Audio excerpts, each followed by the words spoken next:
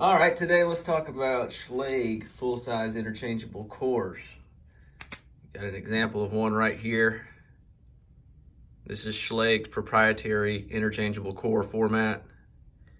And as you can see, different from, say, a Sargent or a Corbin Russ one, we don't have a control lug around the plug. We've got a control lug in the rear, which is this silver portion right here. And very similar to Yale, the Schlage interchangeable core utilizes a special control blank. So there are no control shear lines, there's no formulas, no build-up pins, nothing like that.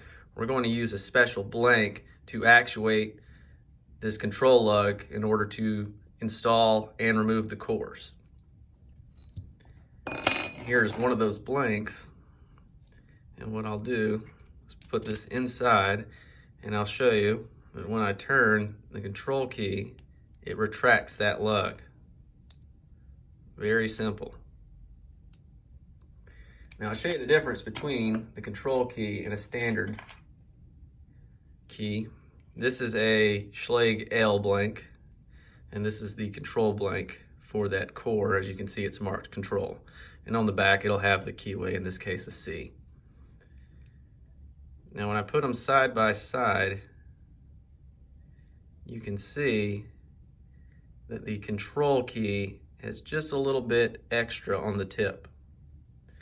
And this is the portion that's gonna engage that control lug. If you're curious, this is a 7th dep cut down on this extended portion. And I'll show you from the rear kind of how it works before dissecting it. Pay attention to this pin at the back. That's the control pin. As I put the key in, that extra bit's gonna raise it, just like it did. That's gonna engage the actuating pin, which is up here, which will then press a detent inside of the core that interfaces with that control lug, so that when the control pin is lifted to the right height, it'll engage the actuating pin, then the control lug, and that rotation, along with the plug, will allow us to retract the lug. So I'll take it apart and show you a little bit by bit, how this works.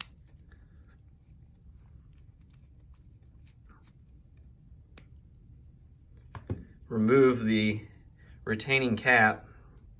As you can see, we've got a retaining pin. On these, the retaining pin is press fit into place, so we don't have to worry about anything coming out, don't have to worry about removing it or anything like that. So that's pretty nice to know when servicing.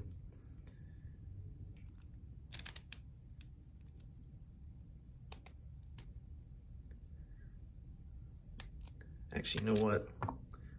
Let me remove another one to show you, since we're gonna turn around and reuse that. Here's another one I've got. This is a Everest version.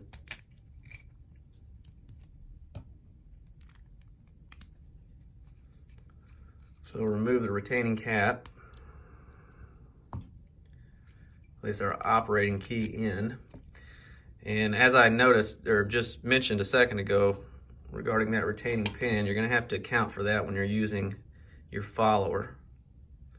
In this case, I've got a Keydex master follower, so it's got a nice little channel for it. If I can get everything lined up. There we go. So, actually this one's not so press fit into place. We see we've got standard 6-pin, 6-chamber. This back one is the control pin. And in its normal position, with the key removed, it sits pretty much flush with the plug.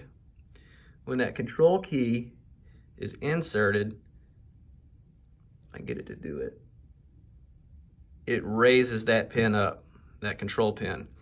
And that's what engages the actuating pin. I'll show you. To service these, you're basically, normally you don't have to worry about it moving or anything like that. It's got a little bit of play in it, but you don't have to worry about it going flying. If you want to get to it though, you're going to have to pull your follower all the way forward until the actuating ring, which is this silver piece right here, is no longer around the follower.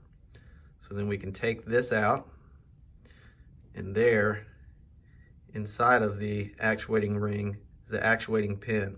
This is what the control pin is hitting up into. And that actuating pin, by extension, goes into the control lug. You can see the recess or the hole in the control lug where that actuating pin goes into. And that's what engages the detent that's at the top. There's actually two springs in there. There's one coming towards the camera, which is where the detent is, and then there's one right here, and you can kind of see it, and that's where you've got the spring tension on the control lug, like that. So that's how it works. Put this back out of the way.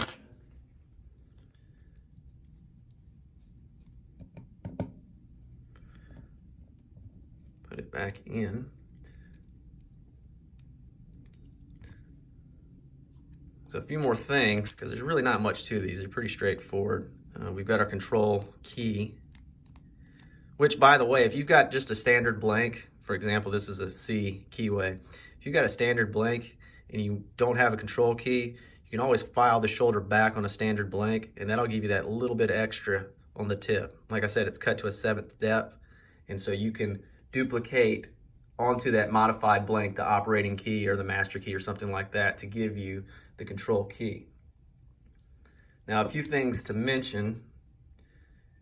You'll notice on the left side, this is a classic, what they call a classic keyway, you know, Schlage C, F, E, things like that.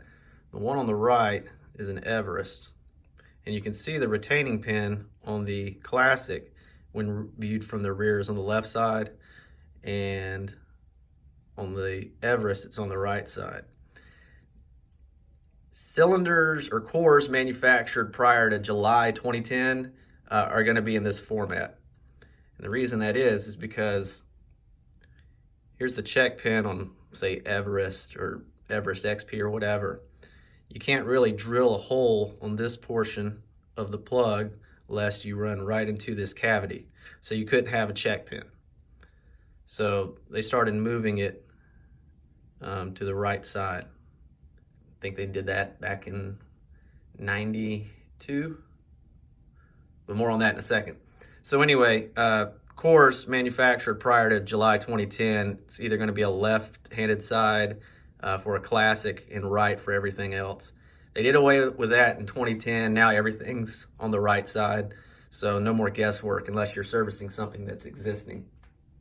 And that brings us to two valid points in that 1992 I was talking about. Here's a housing that was manufactured prior to 1992. You can see we've only got one cutout in the housing to accept the retaining pin.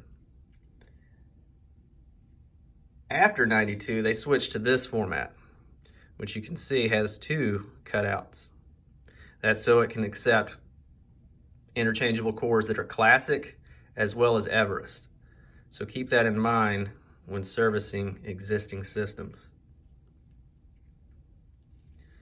Can't really, I can't unscrew this and flip it 180. And I'll show you why. Here's that piece.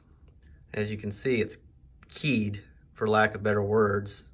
We've got an up and down portion that's going to interface with the cam. Fits right into there. So I can't take it and just rotate it 90 degrees to fit the other one, because my keyed portion now is perpendicular to the cam. So it's not like I can take one of those pre-92 housings and flip things around to make it work. It just won't happen. But fortunately, we're almost, 30 years beyond that. So you shouldn't see many of these housings still out there. A few exist. But today, this is what they're using. So that's it as far as Schlage full-size interchangeable cores go. Servicing wise, there's not much to them. Very rarely does anything break, and if it does, just usually makes more sense to replace the whole thing. Control pin doesn't break, neither does the actuating ring or the pin or any of these springs. For the most part, if they do, you might as well just replace it, because something else is probably going to go south along with it. Another thing I guess I should say, be careful when you're dumping these. For example, if normally I'm rekeying and I'm going to dump my old pins to insert my new ones, keep your finger over that control pin when you're dumping them. Of course, they're not going to dump for me. So that when we dump them,